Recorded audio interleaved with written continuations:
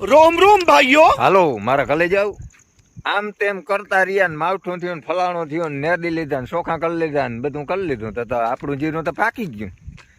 ભલે એમાં છે કંઈ નહીં, બગડી ગયું ને હુકારો ને વાયરસ ને ફલાણું ને ઢેકડું ને જે કંઈ થયું હોય, પણ મકર સંક્રાંતિ આવી ને આપણું જીરું પાકી ગયું. એટલું કોઈ વર્ષ આગતરું આપણે જીરું કર્યું નથી.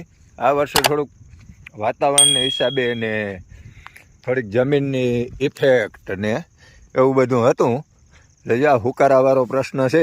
અચ્છા. પણ હવે જો આ ધોરીએ છે લીલેરું રહ્યું તો હવે બગડી ગયું અને હવે આ જાજાદી ખમે નથી. જો દાણા પાકી ગયા નહીં બરોબર. હવે ખાલી દાણા અમુક જગ્યાએ લીલા રહ્યા, બાકી પૂરું ભલે થાહે ઓછું પણ પૈસાવાળા ટાણે થાહું જે થાહે એ વાપરવાના ચાલુ કરી દેવાના છે સીધા. આમાંથી લેવાનું તો હતું ઘણું બધું, આવીએ થોડું કાંઈ કાંઈ વાંધો નહીં. આવતા વારે પાછું વાવીશું, મૂંઝાણા હું એમાં.